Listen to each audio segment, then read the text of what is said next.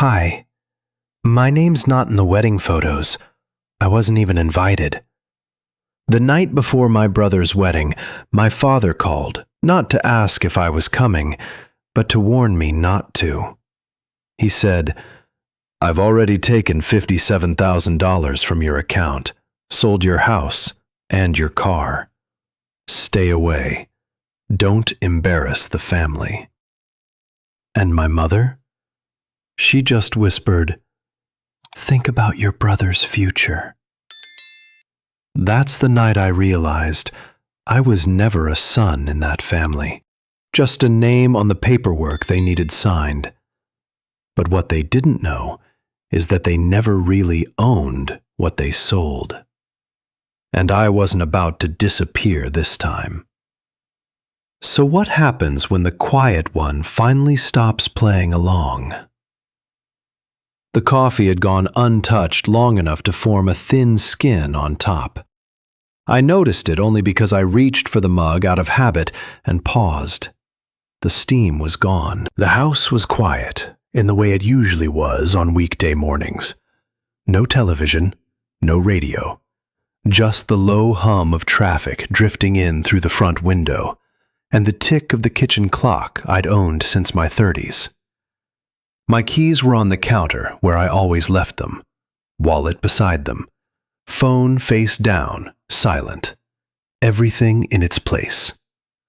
That mattered to me. I built my life that way. Order meant control. Control meant survival. I had learned over time not to expect much from family. Not disappointment either. Just distance. Cordial conversations on holidays, short check-ins, logistics, never feelings. Still, when the phone buzzed against the counter, I turned toward it without hesitation. My father's name lit up the screen. He didn't say hello. "Tomorrow your brother is getting married," he said, like he was reading from a checklist. "We've already withdrawn $57,000 from your account. The house and the car are sold. Everything's handled." I waited for the rest of the sentence, something that made it make sense. There wasn't one. "You don't need to come," he continued.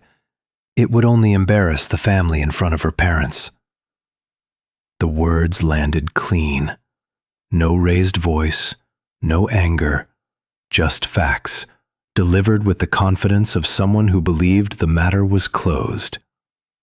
I stood there, one hand resting on the counter, the other holding the phone. I didn't interrupt. I didn't ask how. I didn't ask why. Part of me already knew the answers. My brother had always needed help. Help paying for school, help fixing mistakes, help smoothing things over. I was the younger one, but somehow I had always been the backup plan, the quiet resource, the account no one thought twice about touching. Then my mother's voice slipped in, gentle, careful, like she was afraid of cracking something fragile. "Please," she said softly, "think about your brother's future." That was the moment something inside me went still. It wasn't the money. It wasn't the wedding. It was the realization that, even now, framed this way, my existence was a footnote, a tool, something to be spent and explained away for the sake of someone else's tomorrow. No one asked about my plans. No one asked if I needed the house, or the car, or the money I'd earned, saved, protected. The decision had been made somewhere without me, and the explanation came after. I let out a short laugh. It surprised me as much as it would have surprised them if they'd heard it. It wasn't amusement. It wasn't disbelief. It was the sound your body makes when a long-standing suspicion finally stops pretending to be a doubt. My fingers closed around the old keychain on the counter. Worn leather, faded stitching. It had been with me through 3 moves, 2 layoffs, and a divorce that taught me more about silence than any argument ever could. I didn't look at it. I just held it. "I understand," I said, keeping my voice even. "You've made your decision." My father didn't respond right away. Then, satisfied, he said, "Good. We'll talk later." The line went dead. I placed the phone back on the counter, face down, exactly where it had been. The kitchen felt different afterward. Not louder, not darker, just heavier, as if the air itself had taken sides. I stood there for a long minute, listening to the clock mark time I could never get back. There was no urge to call anyone, no instinct to explain myself, no desire to defend what had already been taken. They had moved quickly, quietly, with confidence, and they had done it without asking a single question. That was the part that mattered. They believed they knew everything about what I owned, about what I needed, about what I was worth. They acted on that belief with absolute certainty. I picked up my keys, the weight familiar in my palm, and turned toward the hallway. The day still had a shape to it. Work, errands, normal life. I intended to keep it that way. But as I stepped away from the counter, one thought settled in, calm and unshakable. They were so sure they'd taken everything from me, because they never asked what I actually owned. I didn't go back to bed. I didn't sit down or scream or tear anything apart like in the movies. I just rinsed out the cold coffee, set the mug in the sink, and grabbed my jacket. My legs moved before my thoughts caught up. It felt mechanical, like I was walking someone else's steps. The sun was higher now, cutting through the bare trees, throwing shadows onto the driveway as I backed out. At the grocery store, I stood too long in front of the eggs. A man behind me coughed. I moved aside without looking. My list was in my back pocket, but I couldn't recall why I'd come. I grabbed some apples, bread, dish soap, just enough to make the trip look like it meant something. In the bank parking lot, I sat with the engine off, phone in hand. I'd already seen the notifications, 4 withdrawals, all marked as authorized. There was no red flag, no alert, just my name next to vanishing digits. I didn't go inside. I knew there'd be nothing to undo. The transaction trail was airtight. Humiliation doesn't hit like a punch. It seeps in like smoke. I looked at myself in the rearview mirror. Nothing had changed. Same face, same quiet eyes. But I felt erased, like my story had been edited by someone else's hand. That's when the second message came through, a text from my father. "We meant what we said. Do not show up. Don't contact anyone. This is not the time to make things about you." There was no greeting, no explanation, just a cold instruction, as if I were some threat to the image they were constructing, as if my presence would crack the picture they needed to paint. I stared at the message for a long minute. It wasn't a warning. It was a strategy. Keep him away. Keep the story clean. The car beside me pulled out. I looked up and caught the driver's glance. Just a stranger, probably on their way to work or to pick up a prescription. I wondered if I told them the whole thing, how my parents had gutted my account and sold my home without a word. Would they even believe me? Because on paper, everything was tidy. I opened the banking app again, scanning line by line. Each action had a digital timestamp. Each withdrawal had the correct ID. Even the title transfer on the house had been notarized. I remembered signing those documents months ago, thinking I was helping them refinance something for my brother. "It's just for a few weeks," my dad had said. "Helps us with the loan approval." I hadn't pushed. I didn't ask too many questions. And now, here it was. Legal, final, irreversible. The system didn't care about pressure. It didn't care about manipulation dressed up as family obligation. Legality without consent still felt like theft. I drove through the old part of town, past the church where I'd once been a best man.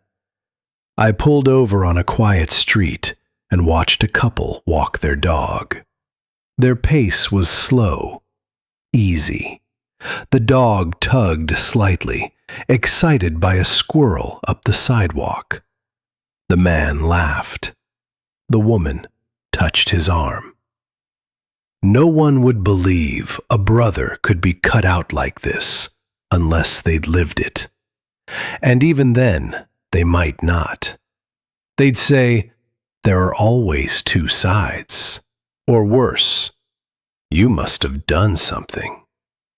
At the red light, I imagined showing up anyway, walking in during the ceremony, heads turning, my brother stiffening at the altar, my mother's face frozen mid-smile. What would I even say? "Hi, I'm the brother you deleted. Thought I'd drop by before the vows." No, I knew what they were doing. This wasn't just exclusion, it was insulation. They wanted the photo albums clean, the speeches untainted. A perfect start, free from the man they decided was inconvenient. I turned toward home, the roads familiar but suddenly foreign, like I'd aged 20 years since morning. Back at the house, I didn't turn on the TV. I didn't open the fridge. I sat in the living room, keys still in my pocket, phone face down. For years, I'd operated on the question, how do I make things work? But now, a different question took its place. Why am I still protecting people who never once protected me? That was the shift. Not rage, not revenge, just clarity. I didn't text back. I didn't call anyone. Let them believe I'd accepted it. Let them believe their version of the story was the only one that existed. I stood and walked to the front door, locked it, then double-checked it. I could feel the weight of the keychain in my jacket, heavier than usual, as if it knew something I hadn't until now. They thought keeping me away would keep things quiet. But silence has a way of remembering. The quiet followed me into the evening. It wasn't peaceful. It was the kind of quiet that presses in, like it's waiting for you to say something it can use against you. I turned on a single light in the kitchen and sat at the table where so many family conversations had happened over the years. Decisions made, plans agreed on, always with the understanding that I'd go along, even when no one bothered to ask. I rested my forearms on the wood and stared at a faint scratch near the edge. I remembered my father tapping that same spot while explaining why something had to be done quickly, why there wasn't time to discuss it, why it was easier if I just understood. That word again, understand. This wasn't the first time I'd been asked to do that. After a while, I stood and opened the hallway closet. The door stuck slightly, like it always had. Inside were old boxes I'd never fully unpacked. Files, envelopes, receipts I kept because no one else did. I pulled one box down and carried it to the table, the cardboard soft at the corners from being moved too many times. I didn't rush. I didn't need to. There were bills I'd paid quietly when someone else forgot. Statements from years back marked paid in my handwriting. Notes I'd written to myself after fixing problems that were never supposed to exist in the first place. None of it felt dramatic. It felt factual. I could still hear my mother's voice from long ago. "You're so steady," she'd said. "We're lucky you don't need much." At the time, I'd taken that as praise. Now, I saw it for what it was. Being low maintenance had made me invisible. I remembered a conversation from not long ago, maybe last Thanksgiving. We were standing in the living room, plates balanced on our knees. Someone asked how I was doing. My father smiled and answered for me. "He's doing fine on his own," he'd said. "Always has. Never really needed much help." Everyone nodded. The subject changed. That version of me, the one who didn't need anything, had been useful. It made their choices easier. It explained away why I wasn't consulted, why my resources were treated like shared property. Independence became permission. I closed the box and leaned back in the chair. Another memory surfaced. A fundraiser my brother had been involved in. I'd handled the logistics, coordinated vendors, smoothed over delays. On the night of the event, my brother stood at the microphone, thanking people for pulling it all together. He named sponsors. He named friends. He didn't name me. Applause filled the room anyway. Afterward, he'd clapped me on the shoulder and said, "You know I couldn't have done it without you." Privately thanked. Publicly erased. I'd let it go then. Told myself it wasn't worth the trouble. Told myself keeping the peace mattered more than credit.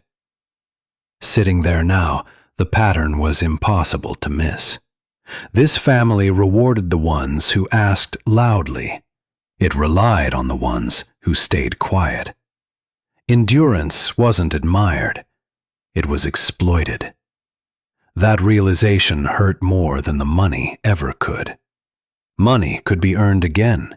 Trust, once misused, changed shape. It turned into something cautious, something colder. I gathered the papers back into the box and slid it under the table. I wasn't collecting evidence for a fight. Not yet. I was collecting proof for myself. My mistake hadn't been believing in family. It hadn't been helping. It was never drawing a line when it mattered, because I assumed they saw me as more than a resource. I stood and turned off the kitchen light. The house settled around me, familiar but altered. The wedding wasn't the cause of any of this. It was the excuse they'd been waiting for. As I headed down the hallway, one thought stayed with me, steady and clear.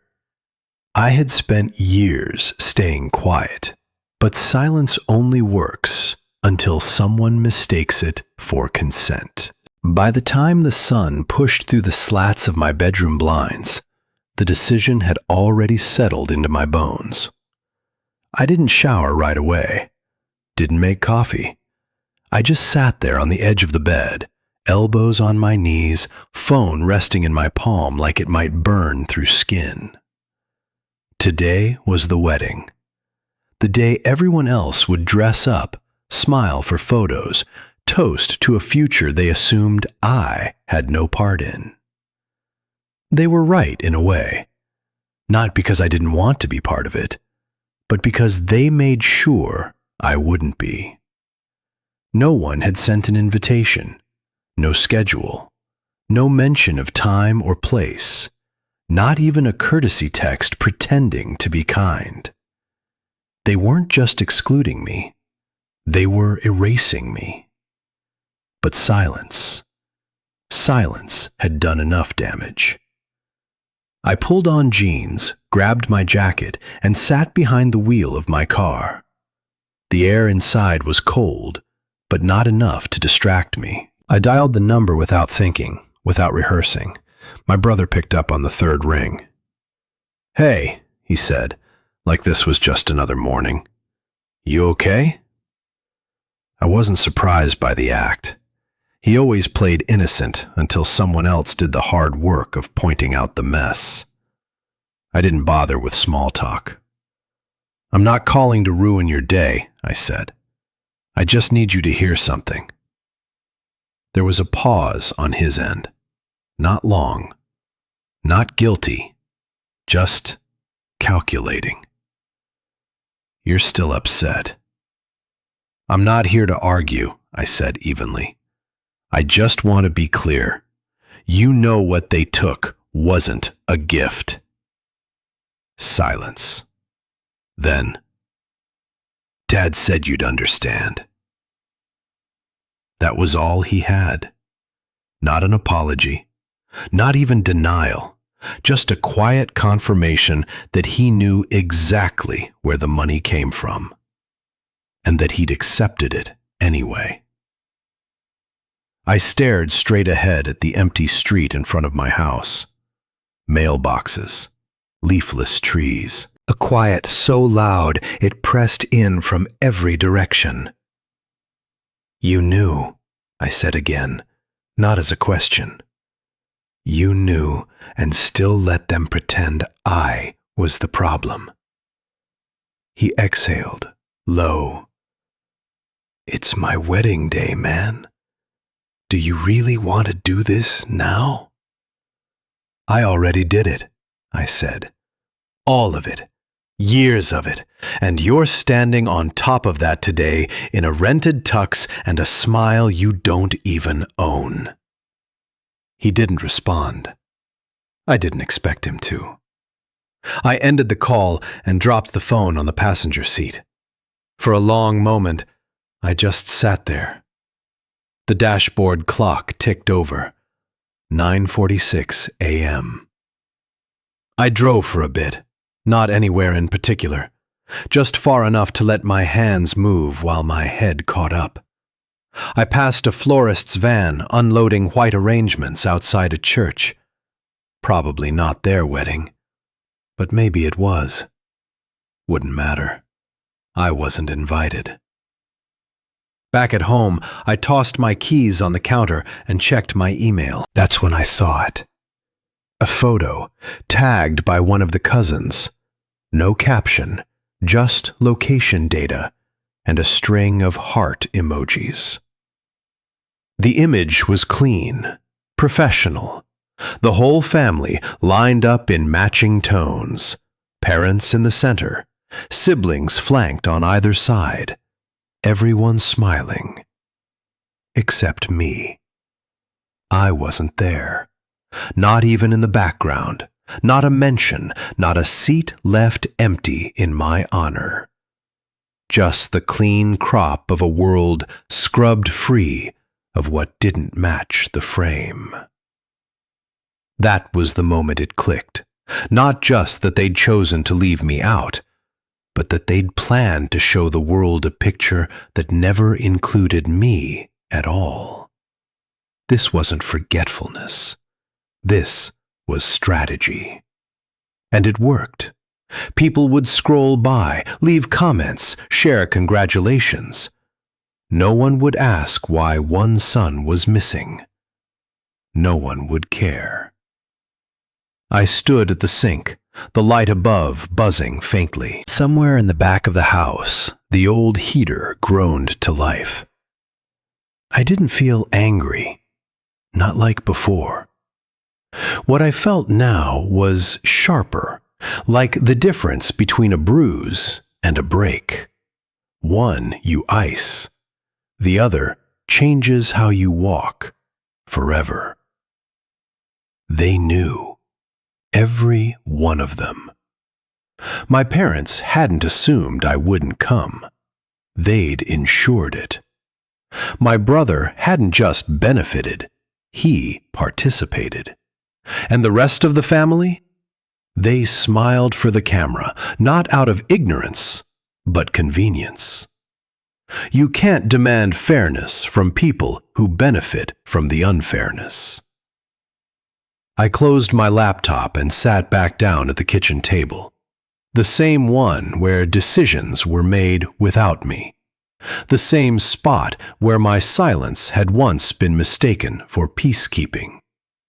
But I wasn't silent now. The call I made that morning wasn't for their ears. Not really. It was for me. A line in the sand they thought I was too polite to draw. And maybe they still believed it. They smiled for the camera, certain the story was finished, never realizing that some endings don't happen in public. The photo had done its job. Clean. Permanent. A smiling, manufactured ending that didn't need words, just the absence of mine. I sat with that image longer than I meant to. My laptop screen eventually dimmed, then went dark, leaving only my reflection. I didn't move. The day outside had shifted without asking. Light had softened. Shadows stretched across the hardwood floor like they were tired of pretending too. It was late afternoon now. The wedding would be winding down, speeches wrapping up, the DJ probably cueing some slow dance for the mothers. And I was still here, motionless. Not out of anger anymore, something quieter, heavier. I'd never thought of myself as someone who gave up easily. I took hits and got up, always had. But sitting there, in that hush that follows being forgotten, I started thinking about what it would mean to just let go. Let them have it. All of it. The money, the house, the narrative. Let them spin the version where I was distant, odd, unreachable. The one they'd already started scripting years ago. There's a peace in walking away. It's the kind that whispers, no more noise, no more proving, no more trying. I thought about deleting everything, emails, call logs, documents.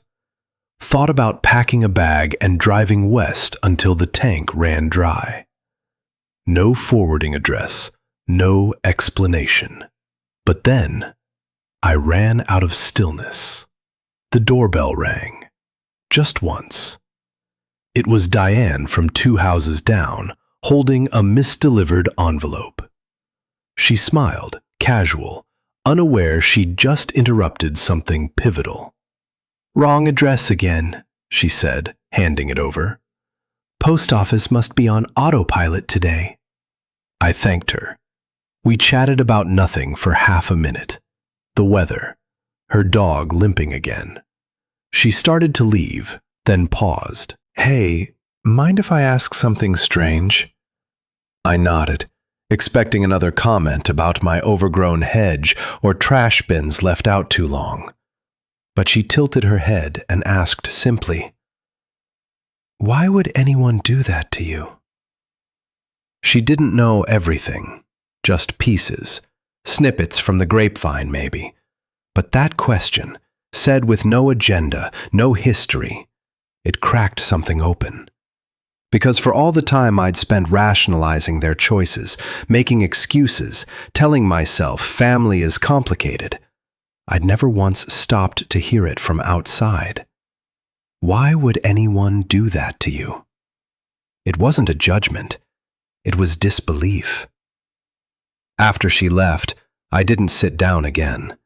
I went straight to the desk in the corner of the living room and pulled out the drawer I hadn't opened since this all began. The one with papers I didn't want to look at. Not because I didn't trust what was in them, but because I didn't trust myself to look at them without falling apart. But now, I wasn't looking for justice. I was looking for clarity. I laid out the documents, bank transfers, sale agreements, old shared accounts. I moved slow, methodical. My heartbeat steady now, like someone who'd finally caught their breath. I didn't read with emotion. I scanned with intent. And there it was. A transfer form with my name listed, but no signature. My name was typed, assumed, not signed, not witnessed. A small thing, easily overlooked, but legally important. I held the page up to the light, rereading it again and again. It wasn't rage I felt. It was focus. They'd been so confident, so sure I'd do what I always did. Take the hit, walk away, stay silent. That detail. It was proof that their story wasn't airtight. Not morally, not legally. I didn't know what I'd do with it yet. I wasn't rushing to file anything, or call a lawyer, or show up at anyone's door. But I knew something now that they didn't. I hadn't vanished. And that scared them more than anything. I looked back toward the couch, where I'd nearly spent the night alone, boxed in by my own exhaustion. I'd almost let it go. Almost made it easy for them. But if I disappeared now, it wouldn't be an act of peace. It would be permission. I gathered the relevant documents into a folder. Not all of them, just the ones that mattered. Then I picked up the old keychain from the counter, something I hadn't noticed I'd placed there earlier, instead of clutching like before. I set it beside the folder, not as a weapon, not as a relic, as a reminder. They thought I would fade out like I always had. But I had finally stopped mistaking endurance for dignity. The morning after the wedding arrived without ceremony. No hangover of anger, no urge to check my phone. I woke up before the alarm, the house quiet and ordinary again, like any other weekday that expected something practical from me. That surprised me. I'd spent years assuming that once I finally reached a breaking point, it would come with shouting or regret or some dramatic sense of loss. Instead, there was none of that. What I felt was clean, focused, the kind of calm that comes when a decision has already been made and your body is simply catching up. I didn't replay the wedding in my head, didn't imagine who danced with whom or what speeches were given. That story was finished for me.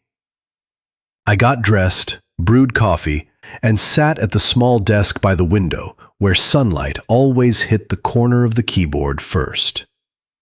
There was a temptation to call them, to say something measured and reasonable, to explain again why what they did crossed a line.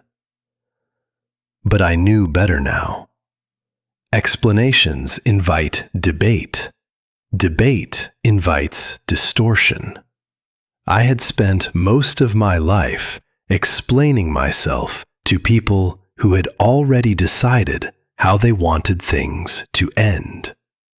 I wasn't doing that again. Instead, I opened the folder I'd assembled the night before and reviewed it once more, not with emotion, but with precision. Dates, amounts, assumptions that had been made because no one expected me to question them. That was the moment I laughed.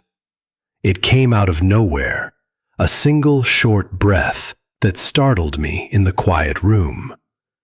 Not humor, not disbelief, just the sound you make when you realize the people who thought they were being careful never bothered to check whether you were paying attention. They had mistaken my silence for ignorance. I gathered my keys, slid the folder into my bag, and drove to the bank branch on the edge of town. The parking lot was half full. Mid-morning. People going about their lives, unaware that something significant was happening a few steps away from their routine. Inside, everything was neutral. Beige walls, low voices, a line that moved slowly but predictably. When it was my turn, I sat down across from a woman who introduced herself and asked how she could help. I didn't tell a story. I didn't frame it as betrayal or injustice. I asked questions, clear ones, about authorizations, about transfers, about what happens when a signature is assumed instead of provided. She listened. She checked. She didn't react outwardly, but I noticed the way her posture changed as she reviewed the documents. More alert. More careful. "There will need to be a review," she said finally. "I'm placing a temporary hold while that happens." No raised voices, no drama, just process. When I left, there was no sense of victory, only confirmation. The kind that doesn't celebrate, but steadies you. The kind that tells you the ground is firm where you're standing. I sat in my car for a few minutes before starting the engine. Part of me wanted to text someone, to warn them, to let them know they should stop celebrating yesterday's outcome. But leverage doesn't announce itself. It waits. The rest of the day passed quietly. A short drive, groceries, one neighbor nodding hello without stopping, life continuing, indifferent to family narratives and private reckonings. Back home, I returned the folder to the desk drawer. Not hidden, just stored. The keychain went into my pocket, not gripped the way it once had been, but carried the way you carry something you trust yourself not to lose. This silence wasn't the old one, the kind that came from fear of conflict or hope for approval. This silence belonged to me. They were still celebrating yesterday's win, unaware that the ground had already started to shift. They were still clinking glasses and resharing photos, convinced the whole mess had been managed, as if cutting me out had wrapped things up cleanly. But systems, emotional, legal, familial, don't collapse on a single day. They shift, slowly. And cracks start showing up in places where silence used to hold everything together. It was 2 days after the wedding when I noticed the shift begin. Late morning. I had just returned from the hardware store, still holding a receipt in one hand and my keys in the other, when my phone lit up. Missed call from Dad. Then a voicemail. Not his usual tone. It wasn't cold. It was cautious. "Hey, when you have a sec, give me a call. There's just something I think we should clarify. Nothing big, just some confusion I'd like to clear up." That word, clarify, stood out. He never felt the need to clarify anything before. I stood in the hallway, jacket still zipped, listening twice. No mention of the wedding. No, "How are you?" Just a veiled request for control dressed up as concern. That's when I knew they weren't sure anymore. When power gets nervous, it gets polite. An hour later, a second message arrived. This one from my mother. Email. Subject: just checking in. It opened with pleasantries, but folded fast into something more pointed. I hope you're doing okay. We noticed you seemed a little distant lately. Your father mentioned you've had some stress. Please remember, we're all just trying to keep the family together. Maybe you're misremembering a few things? These situations can get blurry.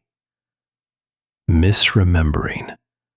I could almost hear the trained softness in her voice, the one she used when I was a kid and asked questions she didn't want to answer. Only now it was dressed up in passive worry, casting me as unstable rather than wronged. Gaslighting, rebranded as maternal instinct. The part that stung wasn't the manipulation, it was how practiced it all felt. Like they'd done this before. With me. With each other. With whoever needed quieting. Later that afternoon, I got the call I'd expected since I walked into the bank 2 days ago. Dad again. This time, he didn't dance around it. He jumped straight to legality. He spoke calmly, measured. Everything done was within proper authorization. There were permissions signed. There were agreements. I know it might feel unfair now, but it was all above board. You've always been independent. You never needed much. The words were paper thin. He wasn't explaining. He was defending, reciting almost. A script he'd used before, maybe not in these exact words, but the posture was familiar. I didn't argue. I barely responded. Just silence on my end, letting him fill it. And he did. With clauses, technical terms, past conversations he assumed I wouldn't remember. He was bluffing. When power turns nervous, it leans on paperwork and memory gaps. After we hung up, I sat on the porch, letting the cold bite a little longer than usual. I wasn't angry. I was awake, aware, and tired in a different way. Tired of pretending that their politeness was anything but threat dressed up for Sunday lunch. For the first time, I realized they weren't just trying to avoid conflict. They were afraid of exposure. Their responses weren't born of confusion or guilt. They were moves, strategic. And the unspoken threat came through clearly now. If you press this, you will be blamed. You'll be painted as the ungrateful one, the troublemaker, the one who tore the family apart. And it almost worked. That night, lying in bed, staring at the ceiling while the fan hummed above me, I weighed it all. The cost of pushing forward, the loneliness, the permanent rift, the accusations that would follow me long after the facts were settled. How they'd tell others I'd lost it, that I was jealous, bitter, broken. I saw it all playing out, and I almost gave in. Almost. But then a thought landed, not loud, not inspirational, just quiet and honest. They're this worried because they know I can undo it. It wasn't hope that steadied me. It was clarity. Their panic wasn't because I was wrong.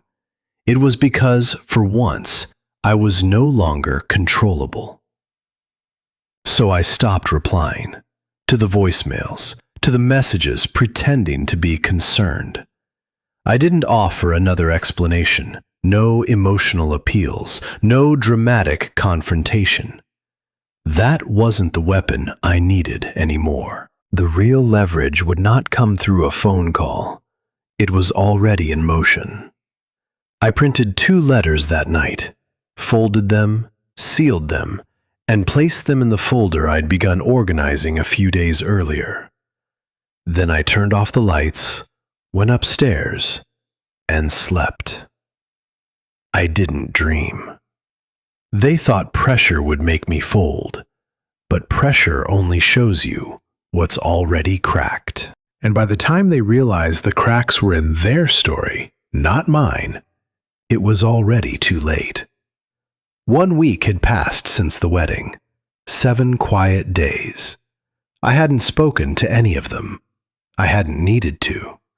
Truth doesn't rush. It waits, patient and heavy, until the room is ready to hear it. That morning, I parked in front of the law office just before 10. Small building, brick front, frost on the grass. There was no drama, no crowd, just me, a folder, and a name on the door that wasn't mine. Inside, the receptionist barely looked up. She'd seen meetings like this before. She pointed me toward the back, and a few minutes later, I was seated at a long table in a warm, neutral room. Just me, my attorney, and eventually, them. They arrived 10 minutes late.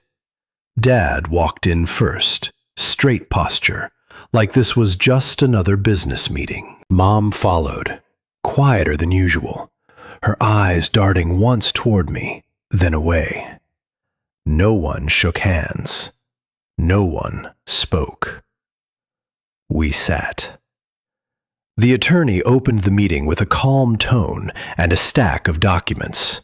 Nothing accusatory, just procedure. We moved slowly. Every page had a purpose, every sentence a direction. Then came the one that changed everything. It was a title deed, dated, signed, properly filed, and it had my name on it. Not theirs, not even jointly. Mine. Dad stiffened. His jaw moved, but no words came out at first. He leaned forward, scanning the page like he was looking for a loophole. Some technicality. Anything. The lawyer continued. The house they'd sold last year was never legally theirs to sell. And the bank transfer they'd pushed through, the one that conveniently reallocated family resources, now sat on paper as an act based on false ownership. No yelling, no accusation, just facts. I didn't explain. I didn't look for acknowledgement. I just watched. In that silence, everything landed. Mom covered her mouth. Her eyes were glassy, not with sorrow, but disbelief. Like she'd believed the story too, or maybe just needed to believe it for as long as it helped her sleep. Dad cleared his throat. It was understood, he finally said, voice brittle. It was always meant to be temporary, for the good of the family. You were never around much anyway. You didn't seem to care about the place. That word, understood, came out like it still held weight, like habit was enough to substitute for law. I didn't speak. He kept going. We just assumed, we thought, you'd be fine. You always managed, always kept to yourself. We didn't think. I raised a hand slightly, not to stop him, but to let him know I wasn't participating in this version of the conversation. Mom didn't say anything at all. No soft voice this time. No carefully phrased guilt. Just silence. And for the first time, it wasn't manipulative. It was surrender. The meeting continued. The lawyer reviewed the impact of the invalid sale, next steps, legal options, restitution paths. Words like reversal, liability, pending review floated through the air. I listened, not for revenge, not for satisfaction, just for clarity. what I'd always asked for, what they'd always dodged. Now, here it was, in plain terms, backed by documentation, not memory. I didn't gloat. There was nothing to win. No scoreboard, no one cheering on the sidelines. This wasn't justice with a speech. It was justice in a signature. We wrapped the meeting with clear next steps. No screaming, no drama, just consequence. As I left the office and stepped back into the crisp afternoon air, I didn't feel lighter. Not exactly. But I felt real. Like I had finally re-entered my own life. Back in the car, I sat quietly for a moment, watching a school bus rumble by. A few kids waved to someone they knew on the sidewalk. I let the moment linger. Then I reached into the center console and pulled out the old keychain, the one they thought they had stripped of meaning. I turned it once in my hand. No longer clenched, no longer angry, just mine. They finally understood what they'd taken from me, and what they never had. And then, life kept moving. There was no parade, no grand apology, just quiet. And in that quiet, something unexpected happened. Peace settled in, not like a storm clearing, but like dust slowly drifting down after years of construction. Weeks passed. The headlines of our little family drama faded. No more voicemails hinting at concern wrapped in guilt. No more calls asking if I was feeling better. Just quiet. I spent my mornings at the kitchen table again, coffee warm between my hands, watching the maple tree out front shed its final leaves. Even the silence felt different now. Not empty, just mine. I wasn't waiting for them to change. That expectation had burned off somewhere between the bank meeting and the drive home. I wasn't angry. I wasn't looking to teach anyone a lesson. Some things aren't about proving a point. They're about stopping the bleeding. The contact didn't disappear entirely, but it thinned. A text from my brother, out of the blue. "Mom said you're okay. That's good." No punctuation, no follow-up. A birthday card from my mother came late. Inside, a short note. "Thinking of you. Hope you're well. Mom." Nothing more. No mention of the house, no mention of the wedding. Not once did anyone say, "We're sorry." And yet, for the first time, that absence didn't feel like another wound. It felt like a fact, an honest one. I ran into my cousin Claire at the hardware store one afternoon, aisle 4, looking at light bulbs. She gave me a hug that lingered a beat too long and whispered, "You didn't imagine it. I always knew something was off." Then she grabbed her cart and moved on. That was it. No one around me knew how much weight those few words carried. The fallout wasn't loud, but it was lasting. They hadn't lost a fight, they'd lost a role.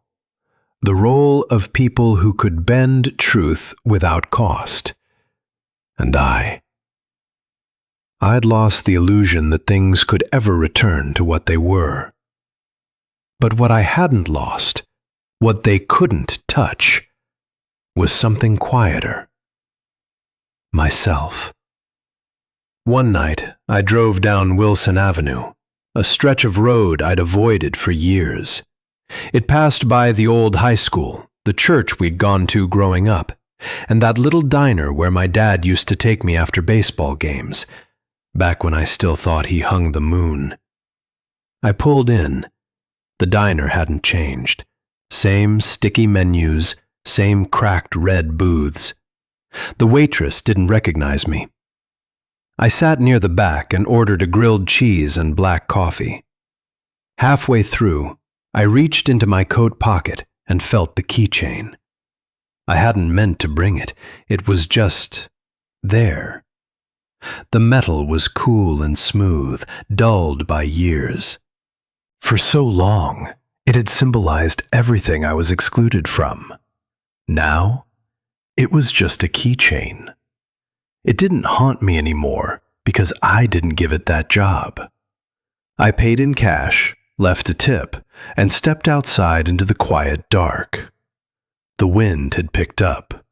Not cruel, just sharp enough to remind you winter was coming. Back home, I poured a glass of water and sat by the window. Lights blinked across neighboring yards. A dog barked down the block. Life was happening, steadily, and for the first time in a long while, I felt part of it. I don't pretend I didn't lose something in all this. You can't go through that kind of betrayal and walk out untouched. I lost the version of my family I hoped they could be. I lost the part of myself that believed silence was strength. But I kept something too. Something harder to see, but far more important. I kept the right to take up space. The right not to explain myself away. The right to walk into a room, even if they're in it, and not flinch. There's a kind of dignity that doesn't announce itself. It just stops participating in its own erasure. People ask if I forgave them. The honest answer? I stopped needing to. I'm not waiting for them to change. I'm not building bridges that lead nowhere. I don't hate them, but I don't shrink for them either.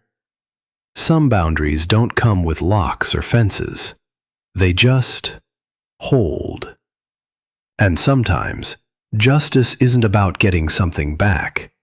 It's about refusing to give anything more away. I didn't win a family back, but I kept myself.